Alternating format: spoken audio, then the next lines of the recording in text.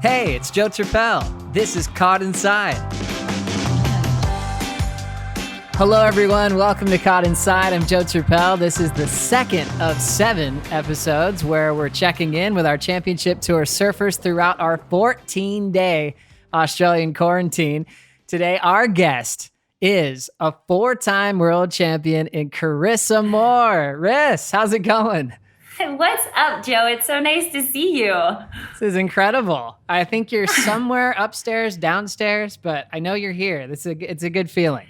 Yes, and it's a good feeling to know that we're all in this together. Like it's nice. Yeah, it's a lot. 14 days is a lot, but to know that we're all going to be free at the same time and that we're all kind of possibly going through the same struggles, it makes it a little better. I kind of felt that too, going through the process to get here, from seeing everyone competing. There was just this, hey, we get to do this again. Let's go. Doesn't matter how long the shuttle takes to get here. It was just like, we're all in this together. Have you been feeling that throughout all the competitors too?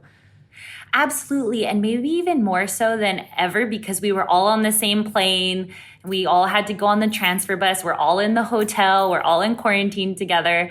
So it really feels like, it's like, we're holding hands through this. Tell us about your journey here from that WSL charter flight. I mean, that was a private plane. I was talking to Jack Robinson. Was like, we could kind of get used to that. How are you feeling about that flight?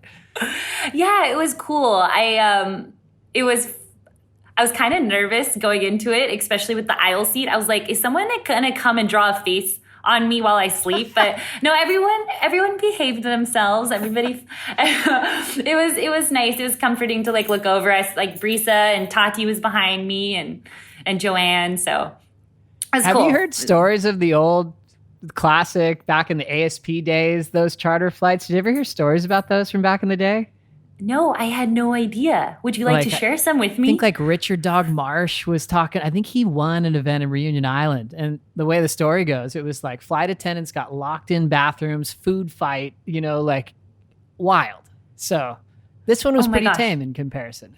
Very tame, I would say. That's the way to roll. What are the accommodations like? I can't complain. We actually have a balcony, so we get some fresh air. Luke and I have already taken advantage of it, and we were actually sitting out there earlier this morning enjoying our morning Red Bull and doing some emails. And we moved the dining table to over there, so we have lots of room for activities and workouts. And then got a kitchen, which is great. Ordered groceries, so we were able to cook. And then it's nice that the bedroom isn't in the common area. So we actually have a room, which is great. Nice. So shuffled things around and really planned ahead. So cool. Your husband Luke's there with you. Is he doing okay? Is he staying strong? Only day 2, but it's only day 2, but I am so grateful to have his company. I know that some of the other surfers had to do this by themselves. And I have to say, if I didn't have Luke, I'd probably be going a little insane. So it's nice to have someone to talk to. And we actually came very prepared because I was very anxious about this quarantine. At home, I did it twice, last year. And it was hard enough, being in your own house, being able to go in your backyard. And so I was like, oh my gosh, in a room for 2 weeks, what am I going to do? And so I packed a whole extra suitcase of puzzles, board games, bananagrams. And Luke and I have a little competition. We're keeping tabs on our games, and each game is worth different points. And at the end of the 2 weeks, whoever wins gets a very nice prize. Oh, do we have an update on the standings right now? Luke's ahead by 1 point, but I'm keeping it close, Joe. And there's time. What's on tab today? What's the next one? What's the game today? Well, so we already played, it's called Monopoly Deal, which is a faster version of Monopoly. And my husband rules at every game. It's hard. Oh, hi. There you are. Hello. I think I lost you for a second. Totally. I was like, no, my only friend. I know. Me too. We're back. As you were saying, yeah, Luke won Monopoly Deal. And so what did he do to win? He's just very strategic, and I haven't really grasped the whole concept of the game yet, I guess. I mean, you think by now I would have figured it out. But yeah, so we played that one. Bananagrams is next on the agenda, and Sequins, which is a super fun board games where you have to like get 4 coins linked up on the board. Yeah. That is awesome. I love it. Have you been singing lately? You know, I haven't been singing enough, Joe, and I saw your guitar in the background. Have you been singing? Have you been writing some songs? You know what? I just got that delivery from Ronnie yesterday. He lives in the area, so it was the most crucial drop-off. And to be honest, I haven't been playing a ton. I was like, wow, I got to start singing more. But I played a bit yesterday, and I hope I play every day. Now it's like, this is the space to do it, right? So. Oh, totally. It's a great place for the creative juices to be flowing. I hope by the end of this quarantine, you have a new song. I can't wait. Oh, it's on. What have you been listening to? Have you been really diving into music, or have you kind of just been listening to whatever these days?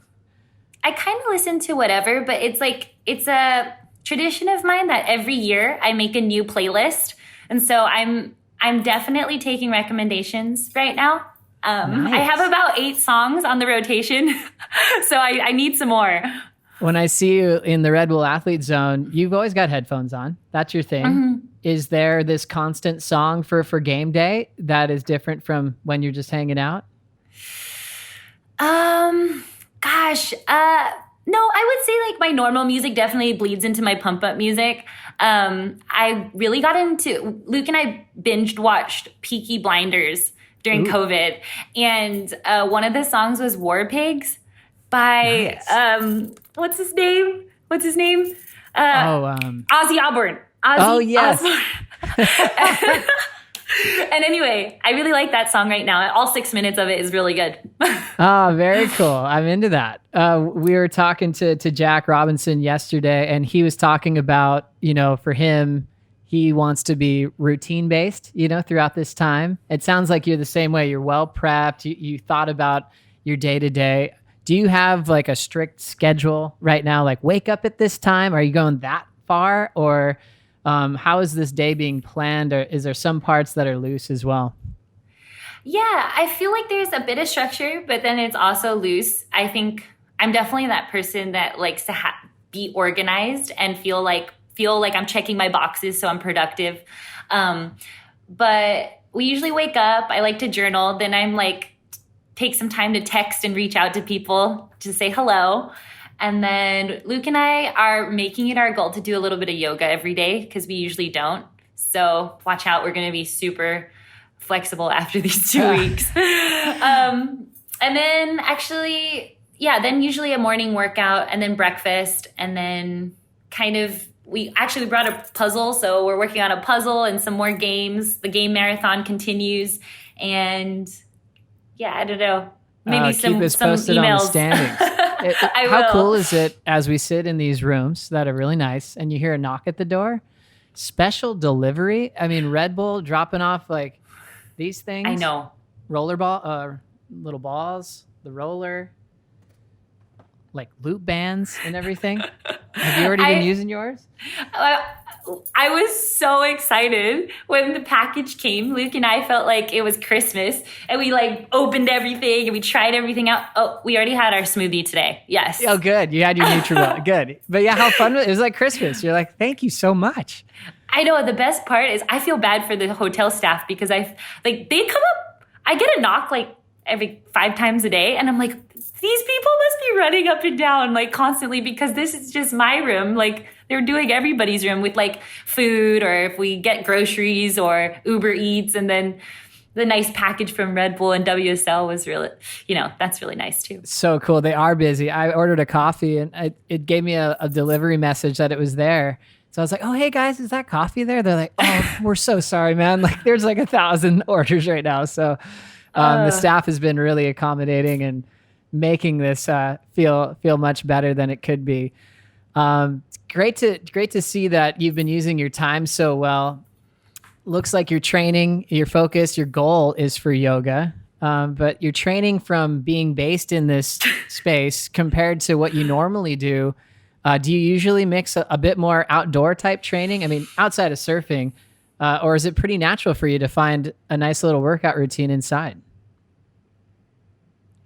I'm actually really stoked because my trainer Erin and I back at home, we don't have a gym. We use a lot of our body weight, and every now and then we'll have like a dumbbell or a kettlebell or something. But we're pretty like where we work out is versatile, so it's nice to feel like, oh, I can adapt to anywhere I go. And then actually, it sounds like WSL and Red Bull also hooked us up with a spin bike that's supposed to come today. So I'm looking forward to having that. The goal for me, because I just love food, and when I'm bored and the kitchen is like right here, I'm just gonna my goal is just to not gain too much weight during these 2 weeks. I need help with that. That's all I've been doing, feasting.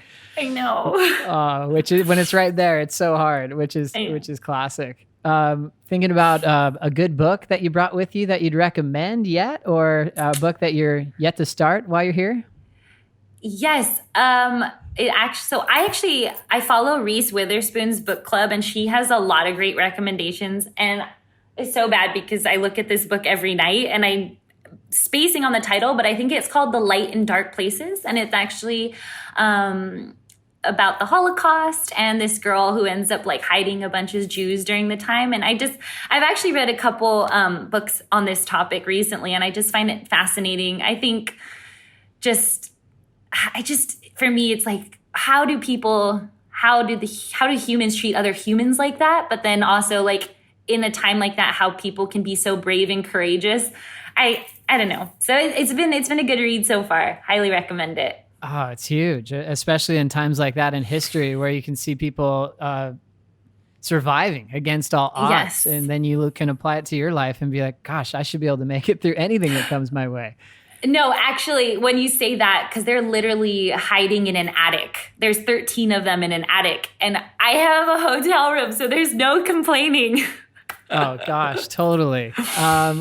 Obviously, we're all here for this amazing reset of the tour here in Australia, with Newcastle about 3 weeks away exactly. Tell me what you would be doing 3 weeks before the event if you were outside and surfing, compared to now, 3 weeks ahead of time, how you're preparing for that first heat again. Yeah, so most likely I'd probably still be home, training, figuring out boards, testing boards, surfing almost every day with my dad, who's also my coach, starting to kind of wrap my head around, the conditions, and talking to Mitch Ross. Actually, so Mitch Ross is my coach. He's from Newcastle, so I'm excited to link up with him soon. But yeah, usually I don't fly to the location until 3 or 4 days ahead of time. So I'd just be at home training and soaking in the family time. That's great. So is the communication going to be, okay, talk to dad when you can about how you're feeling in the lead up, and then once you get to see Mitch, that'll be kind of the guy on the ground for you? Yeah, totally. I mean, I always stay in touch with dad and text him, and between Mitch and dad and myself and Luke, there's kind of just that little bubble of communication, which is super solid. And it's been a little bit of a testing time because I love to control a lot of things. And up until a week before we left, there was still a lot of stuff that was uncertain. So I'm just trying my best to let go, be present, and go with the flow a little bit. Oh, I love it. It's really cool to see this transition for all of our competitors in the same boat, and now looking forward to a new event and trying to let go of things that might be out of our control in the lead up to this event at Newcastle. I can't wait. As we think about the last couple of days, there's been some really beautiful tributes sent to all the women in the world, but I noticed a couple of really amazing ones for you on International Women's Day, coming from Tahiti, from Lakey. That was so cool. I mean, acknowledging accomplishments for women around the world, and obviously really enforcing gender equality so we could have a better tomorrow for all the women in our globe. How good did that feel to get so many mentions, especially from some of the younger surfers out there too? Oh, it means so much, especially to receive that from Tahiti's actually one of my surf buddies at home on the daily, and I love being around her and her energy. And Lakey, one of my peers, one of my really good friends, I just hold her in such high regard. It means a lot. It was really awesome to check into social media yesterday and see how much support there was for the women, and just I loved seeing women raise up other women. And we wouldn't be where we are today with all the people that have come before. And I feel like we're just moving in a really positive direction. I'm very lucky that I have a lot of incredible women in my life. So cool. I love all the posts that came through. Your sister, how close you guys are. I saw she had some amazing posts as well. It was a really meaningful, impactful day, which also took me to that event at Avoca that went down, and Molly Picklin ended up winning that event. Have you seen a lot of her surfing? I mean, she's 18 and she just took a huge win. It feels like she's got a huge future ahead of her.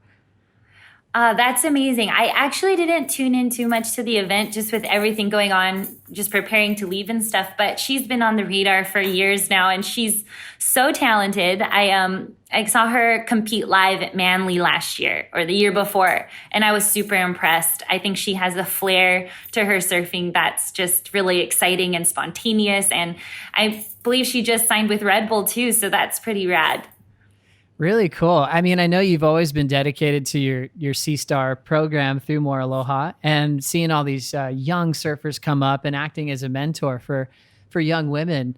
And then what does it feel like for you when all of a sudden, during this pandemic, a lot of them decided to leave home, go to Indo, and we're seeing clips from, Lulu overseas and Betty Lou and this whole amazing crew like Sierra Kerr getting crazy barrels.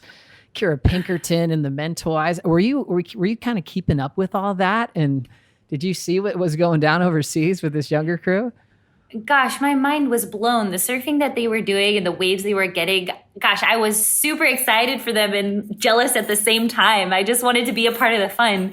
But yeah, super impressed with what the girls are doing. Betty Lou, Sierra Kerr, Kirra Pinkerton, like some of the technical barrel riding and above the lip stuff is just like, wow. Like I'm really excited to see what those girls will do in the next coming years, just free surfing, but also in competition. I'm excited to just do what I can and then get out of there so that they can take over. It's crazy where you look for inspiration when you're at the top of the sport for so many years, and being a 4-time world champ, where it can come from a younger generation, right? You surf with a lot of young superstars. Do you do that to kind of feel that young energy to be inspired to improve your craft as well? Oh, definitely. I think one of the best parts about being young is that perspective and that freshness and that excitement, that raw excitement. And sometimes I think it's easy to get caught up in the routine of things and take things for granted. And so I think, especially surfing with Tahiti almost every day and seeing how just wide-eyed and excited she is for every surf session and learning new things, I think that's definitely rubbed off on me. And then just seeing how they're pushing it and their approach, I think, has just been really inspiring. Really interesting when you look at a groundbreaking moment, because you yourself went through that at a young age, winning a lot, beating surfers that were veterans, legends of the game. For a surfer like Molly Picklin, who just beat Sally Fitzgibbons, just beat Macy Callahan on the way to that final, what kind of an impact is she going to feel with her profile? Because I'm sure you can relate to that kind of global noise of a surfer has arrived. Like, what's Molly about to go through right now? Gosh, well, I don't know if I'm the one to be giving any advice or, foreseeing anything for her. But obviously it's a really exciting time for her, and there'll definitely be a lot of talk and a lot of hype. And so I don't know. It's just, just enjoy it. This is fun. Like, it's really cool. And, I can't wait to see what else she's got up her sleeve. It's really cool. I mean, it's like when it happens this young, everyone goes, okay, I can't wait to see what she can do on tour. Immediately with that, expectations come. You were familiar with that at an incredibly young age. It was like, you'll be a world champion. You'll be a world champion. Was that easy to digest? Was that always confidence for you, or would you feel pressure in those younger years? I think, I don't know. Maybe I was just super innocent and in my own bubble. I didn't really think about it too much. And I don't know. I always had my dad's grounding voice and him always encouraging me to just like put my head down and do the work. And he was always like, hey, you're the young one. There's no pressure. Obviously everyone's talking, but there's no expectations for you to win. The expectations on everybody else. So just go out there and do your thing. That's great. And you did that with stride, 4 world titles and at such a young age, just taking on the entire globe, which was so impressive. When you look at, we talk about the younger guard for inspiration. And I remember when Caroline Marks qualified, she was so happy to say that you were her hero and favorite surfer. I loved it. And it wasn't something she kind of hid when she was on tour. She was like, I'm proud of this. Chris is my hero. She said that multiple times. Were you the same way when you qualified? Were you looking up to the surfers on tour going, these are my heroes, and now I'm ready to compete next to them? Or did you have more tunnel vision on your goals? Well, first off, I want to say Caroline's one of my favorite surfers, and I really look up to her. When you qualified for the tour, were you kind of hero driven? Like, were you going, these are all my heroes I've looked up to? Were you really kind of focused on just being in your space? Yeah, it was a dream come true to be on tour. When I qualified, I definitely felt a little out of place, but it was like, wow, I'm here with my heroes. Like, I looked up to Stephanie Gilmore, Sofia Milanovic, Chelsea Hedges, Megan Abubo, and to like be in their presence and competing with them. I think that first year, I didn't put this crazy pressure on myself to win. It was more like, hey, let's learn. Let's soak in every moment. And it was a steep learning curve, but it was a lot of fun to be around my heroes. And also just your reaction to getting to meet, surf with Caroline Marks, knowing how much she looked up to you. What did that really mean for you? I am a huge fan of Caroline Marks. She's actually one of my favorite surfers, and I have so much respect for the way that she holds herself both in and out of the water. She's a hard worker, super talented, and she's very determined and holds well under pressure. So gnarly competitor. Really love that. And I love how the focus is on how incredibly talented she is. But as a competitor, have you noticed any like little new school, maybe rivalries, outside of yourself that you've been kind of aware of on tour? Are you seeing anything new kind of build? I don't know. I don't know if I've noticed any rivalries. I think there's definitely like one thing that I have noticed over the last 10 years on tour is just a maturity in all the girls. And I think that there is like a deep respect we all have for each other. And I think that we all play the game really well now in the fact that like when the horn blows, it's on, but when it's off, it's like, hey, like you're cool. And I think you're awesome, And I think when we first got on tour, it was very competitive and in a different way. It was almost like, I don't know, you couldn't get too close. And when you first got on tour, you already were destined to reign. Was there a welcoming party on tour? Was everyone really like, hey, Carissa, welcome. I guess we got to heat together. Or was it like, were they shining you in the locker room? Was there an intense vibe from that older crew?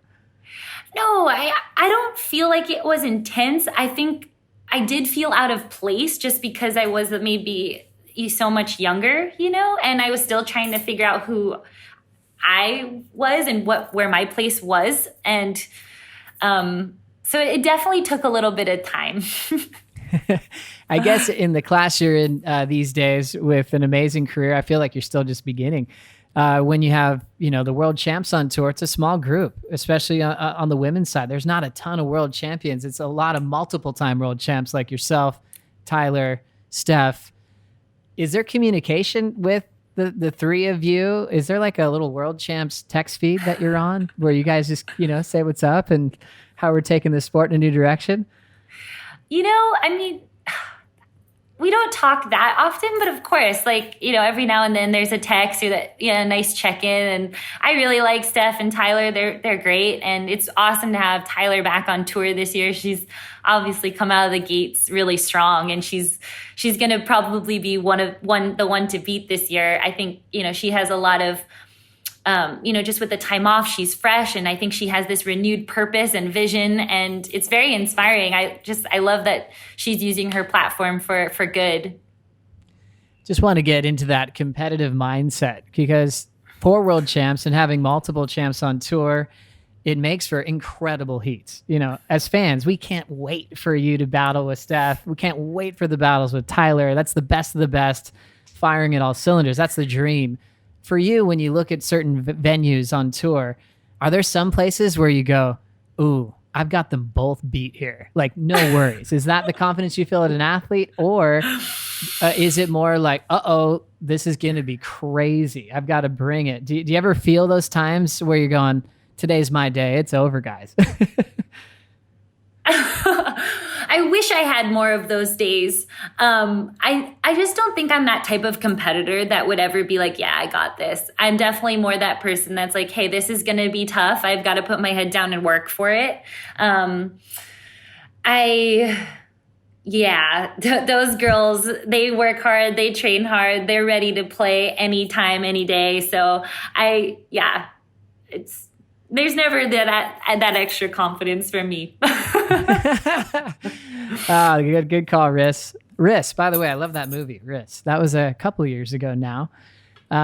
Were you inspired by watching women's surf movies when you were younger? I know Bill Ballard made a few, Peaches, Blue Crush back in the day. You were a part of a cool Nike one back in the day as well.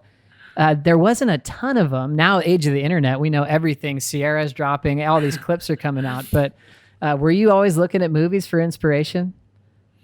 Yeah, for me, like you said, there wasn't a lot, but I loved watching Lisa Andersen. I loved watching like the Roxy videos with Megan, and, just the contests that were online. I would definitely watch those. And for me, I would always get so excited going to the grocery store or, just finding the magazines and seeing which girl I could find and who had because they would come in and like little spots in the magazines, and those moments would be really special to me, and I'd rip them out and I'd put them on the wall. So cool. I've heard about this movie. I haven't had the chance to see it yet. I think it's premiering in Australia now. Girls Can't Surf. Have you gotten a secret premiere of that? Have you seen that movie? I haven't had a chance to watch it. It's been on the women's feed. So I need to, actually, this is a perfect time for me to take advantage of that early screening and check it out. Oh, very cool. Yeah, I think it's really based on the 80s and women jumping into this male-dominated, atmosphere and showing that, yes, not only can they be there, but they can surf, they can rip, and really busting down the door for all the generations to come. Yeah, I have a huge appreciation for all the women that have come before. We wouldn't be given this platform if it wasn't for them and for them doing all those hard yards. And I can't wait to check out that movie. Well, Carissa, this is awesome. Making quarantine so much better. We're going to take a quick break. We're going to get more from Carissa after a quick word from our sponsors. We're back. Caught Inside with Carissa Moore continues. We are in quarantine. Just day 2. We went through day 0. That was a travel day. Day 1 was yesterday. We've got a lot to look forward to. Talked a lot about how you're taking care of yourself, Riss. I want to get caught up with you in the last couple of months leading up to being where we are today. I know you did a lot of prep after Pipe, after Maui, and even before. You were surfing Sunset Beach a lot. And for someone like yourself, and maybe speaking for the tour, preparing boards, time spent, and then getting the news that, it's off, is that an easy message to receive? And all that time spent and that energy, where does it go? Yeah, it was a pretty big letdown when Sunset got canceled. Like you said, most of the tour had flown in and spent the holidays away from family and really dedicated the time and committed to learning the wave. And Sunset is not an easy wave. I felt it was really tricky. I was really struggling with figuring out the lineups out there and actually how to surf the wave properly. I was just really looking forward to surfing on the North Shore again. As a woman, we haven't had a presence on the North Shore of Oahu in, I think 10 years. So that was like extra special for me. And to have 2 events in Hawaii to start off the year, it just would have been cool, but it was a letdown, but you process it and you let it go and you pick yourself back up and try to figure it out again. And then the positive as well, all the time spent at those locations, turning in a Vans Triple Crown, a surfing title. How good did that feel to get that achievement? Oh, it felt amazing. It was a huge honor. When I was young, the Triple Crown title was something that I definitely always wanted to try to compete for and maybe win one day. I just, being able to compete and really showcase yourself at some of the most challenging waves in the world and at home, in front of the home crowd is super special. Really cool. And then so now moving on to where we are today, we're in this amazing movement of being here in Australia, getting to land here and preparing for, new locations. There's a lot of times, Carissa, for years, you're going, okay, Snapper, Margaret River, Bells, wins at all those. You've got everything dialed. You know what the waves are like. There's no question marks, really. And then this 4-pack of events coming up are incredible, starting off with the Rip Curl Newcastle Cup presented by Corona. I was looking through history and I found a result, I think 2012, where I think you had an equal 5th. Was that the last time that you were there or competed in that event, or was there another event I didn't see? No, I think that was the last time I was there, Joe. It's been a really long time. So it will actually be like a completely clean slate for me and just trying to figure it out kind of from scratch. But that was actually a really special event for me because that was my first international trip with Luke and we had the best time. So I'm looking forward to going back. Good memories, clean slate, learning the wave, which brings me to a great question that came in for you from your fans on Instagram. Quick question from Charlie Reynolds from Ocean Beach, San Francisco. I'd love to hear from Carissa if she's trying to stay in rhythm with the local conditions, even when being cooped up. For example, swell, wind, tides, watching the cams. Is that something that you're doing right now? Actually, great question, Charlie. Great question, Charlie. But interestingly enough, my coach, Mitch Ross, actually sent me the cam to check out the spot. So I actually looked at it yesterday. It looked a little windy and small, so I was happy I wasn't missing anything. But for the most part, I think my focus is just here right now. I don't want to feel any FOMO, so I probably won't be checking on it too much. And I'm just going to put my trust in Mitch, who's a local at Newcastle, and hoping that the 10 days between ending of quarantine and when the event starts, that I'll be able to put the pieces together. Do you like that challenge of a brand new event popping up? Like you said, I mean, you're there once, it's been a while. So what's that energy feel from a professional like yourself going, whoa, new territory. Let's see how to win here. Yeah, I'm really looking forward to the challenge. I'm trying to just focus on all the positives. Like you said, Joe, I'm so grateful that the WSL is getting the tour up and running again to be in Australia. We have 4 events. My husband's here. I have a good support crew. Obviously it is a little scary going to a new place and having things that are out of your control and that are uncertain, but hey, that's what makes this sport fun, right? Yeah, it's so cool. And I love how, when you bring up, kind of your traditions as well. I mean, Mitch Ross for you, he's basically family, but he's that local. He was a longtime pro surfer, Rip's bubbly personality. Okay. Quick reset, still here with Carissa Moore, and I basically ran out of batteries on my computer, and now we're back.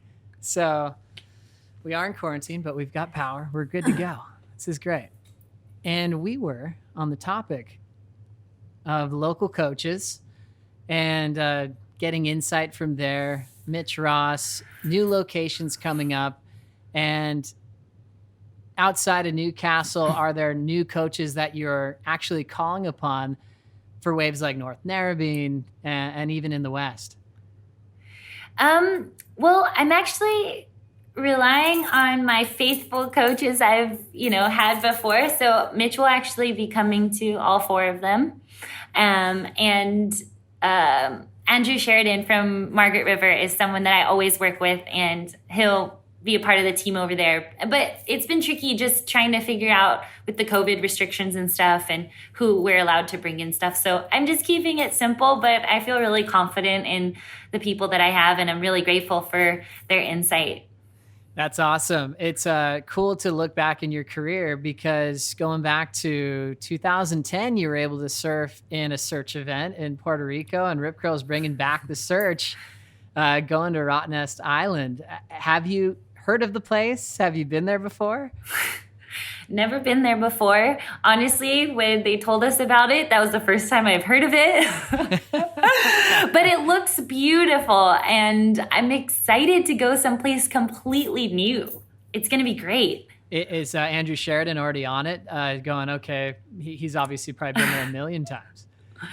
I actually quarantine, like within the next 2 weeks, I need to call him up and have a nice chat with him, because I need to pick his brain a little bit more about the place. Oh, that's awesome. Yeah, it seems like a place where there's a couple buses, maybe a lot of bikes rolling around the island. I've heard the Wright's got some nice air wind on it, maybe like a mini Margaret River. And well, you've won Margaret River before, so if it's a mini, more performance-y version, that sounds pretty fun. That sounds epic. I can't wait. With the time that you've had, it's really cool that you probably had more time to do things, like even preparing for events. Your boards, are they all looking similar to last year? Do you have any new surprises for us equipment-wise? Equipment-wise, nothing too crazy. Most of them, I actually have some Old Faithfuls in the board bag, and then I have some newer versions and copies of the old ones. And so, Matt Piccolis, he always does such a great job. He's a magician with shaping, and he almost always gets it right. But I'm in love with the driver. Most of my choices are round tails. I have a couple squashes, and I have everything from stuff to tackle really weak little waves to big Margaret River. So I actually ended up bringing one more board bag than I normally do, because I just don't know what we're going to get. So you brought one more board bag than you normally do? Yes. I have 3 instead of 2. Just in case. Smart. Just in case. That leads us to another question from Instagram for you, Carissa. This comes from Matt Keenan out in New Jersey. What's the mindset for you after you were calling it off mentally for the year? This is last year. And then the pandemic hits. Is it more stressful for you with that uncertainty, or was it liberating to truly surrender the year off? That's an awesome question. I actually, in a weird way, it was actually nice that we all got to take a break at the same time, because I think I was actually really struggling with the thought of like watching and not being a part of it. Like, as much as I wanted to take a break, I think I would have really struggled watching the tour happen and just feeling like I was missing out. So it was nice to like really like take a deep breath, relax, check out, because we all checked out together. Well, I'm really happy that after this, time off is over. With 4 events, typically it's, 3 events in Australia. 4 is probably going to feel like consistent back to back to back to back. What do you think the positives for you are when you can kind of stay in that competitive motion once we start again? I think it's going to take a few days to kind of, dust off the cobwebs, but then it'll be like a really nice routine again. I think sometimes life can get kind of complicated outside of competition, because there's so much going on with family and just personal stuff. And so when you're on the road and you're committed to contests, the routine's very simple. It's just about finding the best waves, making sure you're ready to go when the horn blows, So I'm excited for the next 3 months. It's the longest I've been away from home, which is kind of crazy, because any chance I get, I'm taking the flight back to Hawaii just to press reset and get the love from my family. But it'll be great. So it's interesting, because I know you look at each event as basically a small chapter in the book of the tour, of the whole complete year to go for your world titles. And so when you win an event, do you want that, like, okay, release, let's start from ground zero again? Or do you ever have that feeling, I'm hot, I'm on a roll, put me in a heat tomorrow, I got to keep this energy going?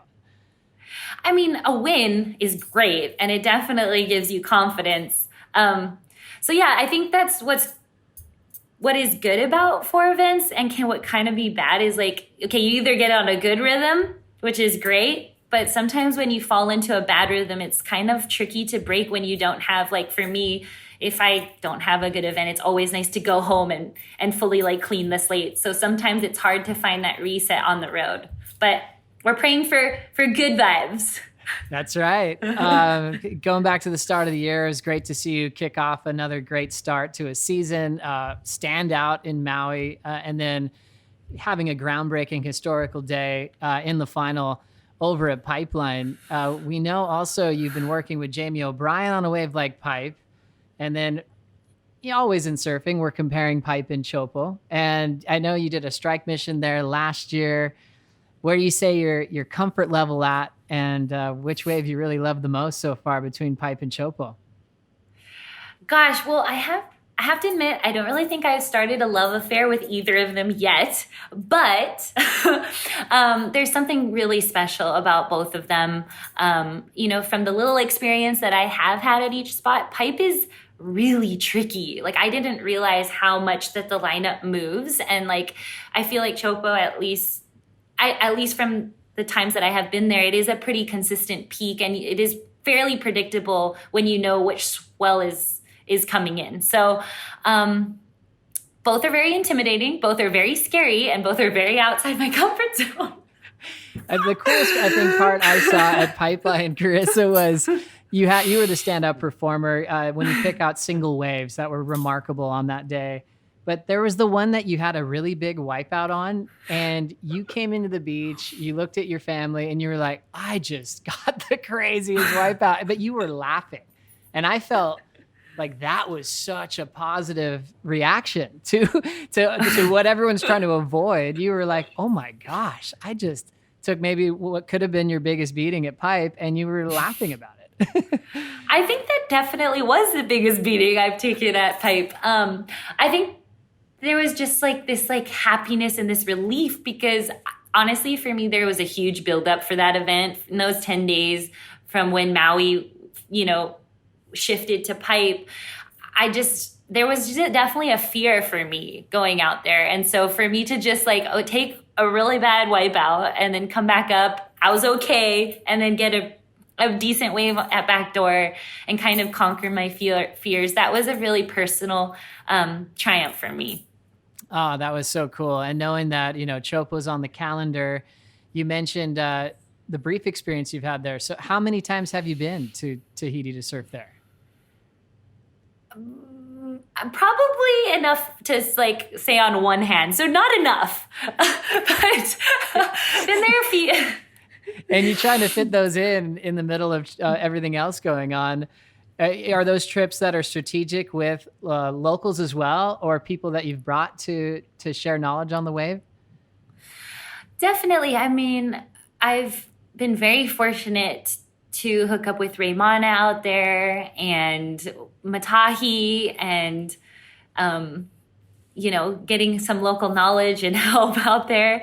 But yeah, I think for me, there's definitely like, as much as it's uncomfortable, it's a goal of mine to keep putting myself in those uncomfortable situations so that I can get more comfortable. And, whenever I can take another step in the right direction with my performance goals, that's always what feels the most satisfying. So I just got to keep getting out there.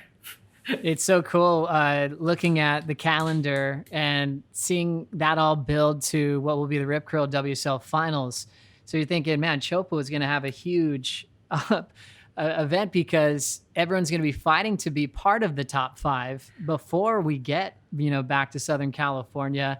So that'll bring some natural intensity on a wave that doesn't need any more intensity to it to make that final 5.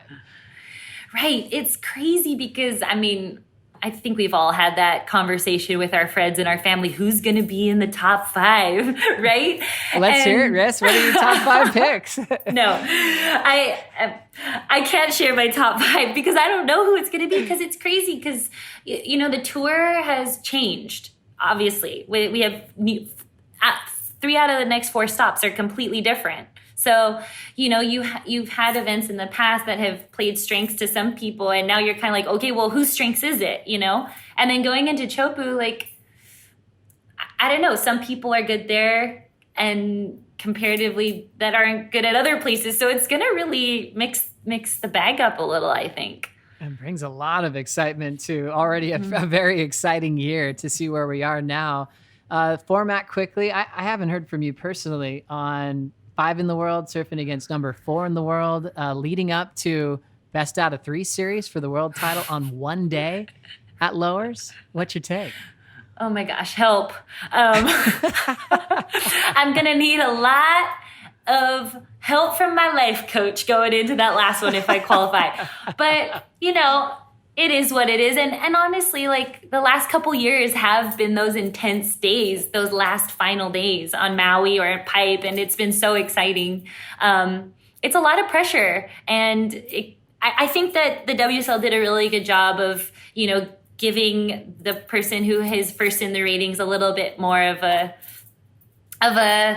chance, or a little bit more of a cushion or opportunity, I guess. I don't know what I'm saying, but I think that it's a nice way to reward the person who's really shown the best to be the best throughout the season. So it'll be interesting to see how it all pans out.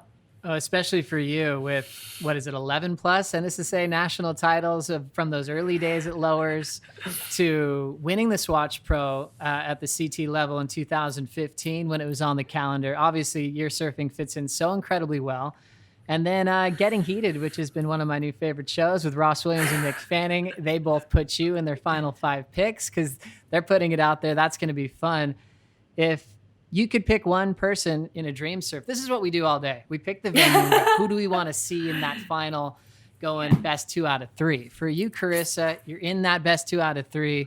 Who do you want it to be against for what would be a 5th world title? Oh my gosh. I don't know. I don't want to think about it. I don't want to jinx anything. I just hope I'm in that final. I would say it would be super cool to have a title race with Steph, because I've had it with different people, but not with Steph. And I just, I adore her. I think she's amazing. Yeah. How cool to be with Steph, because there's been on and off years with who your rival is at the end of the season, and how rewarding that would be to be with Steph at that final series.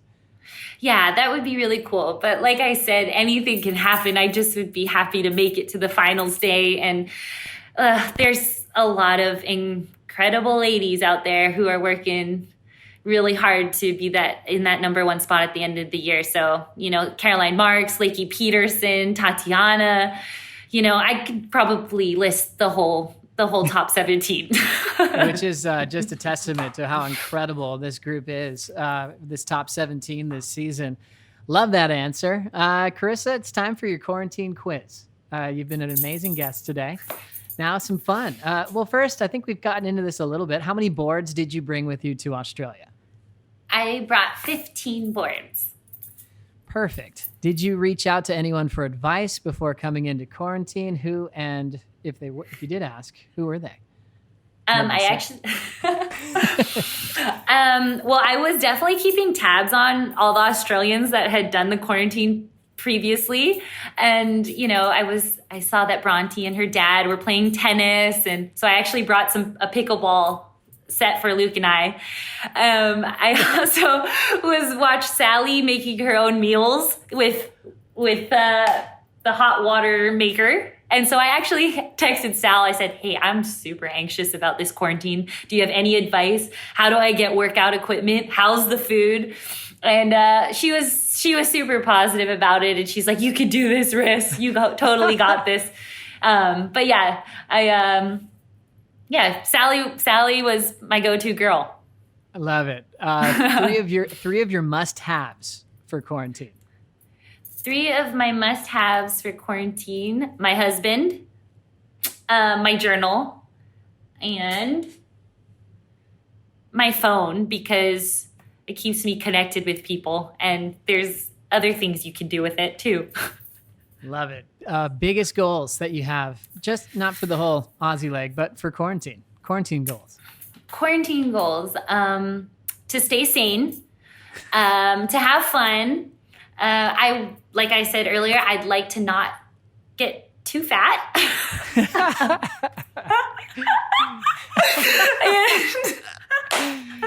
Oh, you nail it. I think I'll just keep it to that for now. That was good. That was good. And now for your final charter flight trivia. No pressure, but Jack Robinson nailed his trivia answer yesterday. 11 nationalities on the charter flight. He guessed that. I don't know how he did it. So your charter flight trivia, how many surfboards were checked in to the WSL charter flight? Okay, so to be completely transparent here, Joe, I got the email ahead of time this morning at 5:30 a.m. when I woke up, and I was like, babe, we gotta figure this out. So we did the math. Okay, let me just bring it up real fast. Okay, Good. Our tally, it was a team effort. Our tally was 84 boards on the entire flight. Yeah, 522. What? Wait, board bags or actual boards? Surfboards.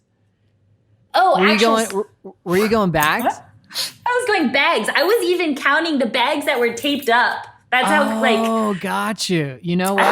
I'm going to have to follow up with you because you deserve, if you're right, that should count. So 522 individual surfboards. But we will... Let's see. 5 times 84. Wait a second. How's the math on this, Carissa? Don't ask me. Bags. I'm so bad at math. Okay, we'll figure that one out. So we'll have a final update for you. But Carissa, thank you so much for your time today. You've made day 2 of my quarantine incredibly special. And hey, we're around. If Luke and yourself need someone else in these games, please give me a buzz. Sounds good, Joe. Thank you for making my morning, making me smile. It's been fun to chat with you. And we only have 12 more days to go. 12 more days and counting. Awesome. Thank you so much, everybody, for tuning in to the second episode of Caught Inside, where we take you inside the Australian quarantine with our championship tour surfers. We're dropping a new episode every other day. So be sure to subscribe wherever you get your podcasts. And if you got something you want to hear from our guest, hit me up on Instagram at Joe Turpel. We'll see you next time.